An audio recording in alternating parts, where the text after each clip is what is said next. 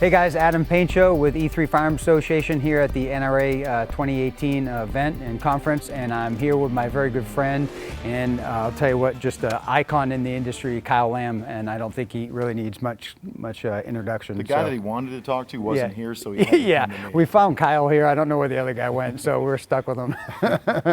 So we just sat through a presentation that Kyle did on combat mindset, survival mindset, very intriguing, a lot of great information. So for our members out there, Kyle, something they're always interested in knowing is, everybody's concealed carry in our association for the most part. It's, we talk a lot about what's minimum everyday carry, like, the absolute minimum you should walk out the door with, to what would I prefer to have on me ideally. And I'm not talking, your rifle slung up, but what are your thoughts on minimum versus ideal concealed carry? Well, my minimum is P365. Yeah, that's a nice piece. Now that gun is available, is it capacity? Is that what puts you over the edge? And shootability. Yeah. I mean, the gun is very accurate. It's very easy to shoot. Agreed. 10 round standard capacity, 12 round mags available. Yeah. It fits in an ankle rig fine. It fits, appendix or behind the hip or however you want to carry it there. I'm a big fan of appendix because I can move it around. I feel like I can protect the gun. I know you're a fan of that as well. Yep. The ankle rig is something that it's always there. And if I'm gonna on the same page. If I'm gonna carry two guns, it's gonna be two of those. Yeah. I just tell you, I can shoot very well with the 365. Yeah. I don't know why I have to carry a bigger gun. Yeah. The bigger mags are what make the difference. Yeah.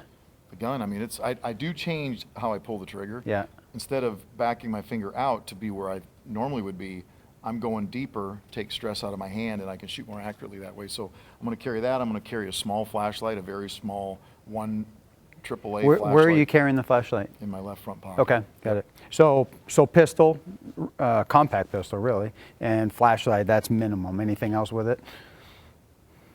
It kind of depends. I like to have a med kit, but just to be honest with you, I don't carry a med kit. It's not practical. I just can't. I don't just either. try to do that. Have it nearby, but yeah. Right. Yeah. So that's probably it. How about ideal circumstances? Maybe you got a little bit more clothing on, the season permits it. You're going into an area that maybe it's increased crime or increased risk or threat. Not talking permissive environment overseas or anything like that, but what's your ideal? I feel good, like I could not only get out of the situation, but I could fight if need be. What's ideal? Well, then I would carry a full-size 320. Yeah. I mean, if I could get away with that, or even if it's a full-size frame with a short slide, I don't mind that. Being able to have at least a couple of magazines, probably a short mag in the gun, and then have a 21 rounder that I can stack in there if I need to do that. Yeah. That's one of the things I think for concealed carry folks is having that spare magazine. Yeah. We're not saying that you're going to run out of ammo, but your gun may not work with that mag. Then what are you going to do? Yeah, good point. You're just kind of hosed. So let's have a spare mag so we can fix that problem if we need to. Yeah. I do, going back to everyday carry, I do carry a pocket tool every day. I don't carry a big steely-eyed killer like knife. A Leatherman? I carry a Leatherman. I got one on me now. I carry a Leatherman, just the small Leatherman Skeletal. I'm on the same page, yeah. Pliers, a small knife. Utility. Not for knife fighting, but if I got to cut open MRE, I can do that or whatever. Yep. And then I've got a screwdriver on it, so I carry that every day as well. Yep, awesome, cool. We've talked about that before, that's awesome. How about changing gears completely, and you definitely hit on it with your presentation.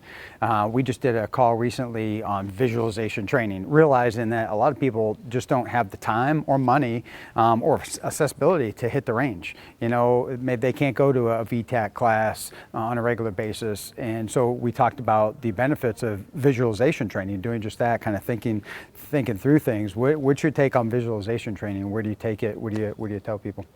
Well, super important. If I'm not on the range, I'm going to be visualizing, and some people think visualizing is this, a mumbo jumbo yoga thing. It's not. Yeah. I do close my eyes when I go through it because I want to visualize what's happening. And one of the things that I think a lot of folks visualize incorrectly is they visualize failure. I don't think you should ever visualize failure. Now, I'm not saying getting shot is failure. Yeah. If I'm in a situation, I'm not going to say, oh, I've been shot. I'm going to say, okay, during this visualization, now I got to draw a strong hand only. I'm not thinking, hey, I've been shot.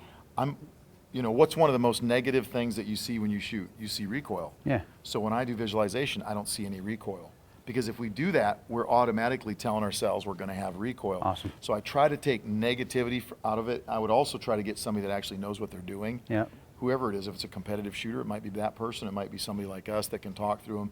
Everybody does it differently as well. So just remember, it's not relaxation, it's visualization. Yeah, that's Two huge. different things. Awesome. And one last one about, I was talking to some guys, or talking to Ken Hackathorn about it earlier, actually, about as career trainers, what's the thing, out of all the things you teach, you teach a lot of stuff, a lot of different disciplines, what's the thing you teach that gives you the most satisfaction out of all the disciplines, or maybe just singular topics that you enjoy teaching and is most rewarding to you as an instructor? I know that's a big one. I told you these will all be softballs, so I guess that's more of a hardball. I think probably I don't think I can break it down into the I love to shoot a pistol. I love to teach pistol because I don't get to do that as much as I do carbine. Yeah. So I probably enjoy that more than carbine just because I don't get to do it as often. Yeah. Designated marksman class. I love that class because all these light bulbs are going on. Yeah. But probably what I like the most is when I have an experienced shooter that signs up for a class and they go, I've never seen that. Well, I've never seen that, and I just learned something, and that was worth the price of admission. Awesome. Having that point where, because I'm the same way. You and I have shot a lot. Yeah. I'm still looking like, what is it that I need to learn that I can pick up and go, oh, there's that awesome moment when you go, man, this actually works. Yeah. And I think that one thing that we often forget about too, and this doesn't really have to do with that, but we got to continually relook that process of not only how we do things, but how we teach things, because there's always a better way. Yeah. So 10 years ago, I was teaching a certain way. If I maintain that, it's called stagnant, and it sucks. So true, yeah. Not just for the student, but it sucks for you. Yeah. How do we keep that energy level? Well, we keep looking at our training and how we can make it better. You might use different commands, a different technique for getting folks motivated, or whatever it might be. We're lucky because our students want to be there. Yeah, true. But anyway, I don't know if that quite answers that. Totally. Well, guys, I'll tell you what, it was a pleasure, and we're honored to have Kyle join us in this episode here, and proud to call him friend and patriot. And I'll tell you what, if you've never been to a VTAC class with Kyle, I'll tell you what, you're missing out. So sign up for one and get out there, and you will not regret it. You're going to get a ton out of it and have a blast doing it, that's for sure. So thank you very much, my friend. Good to see you. Good to see you.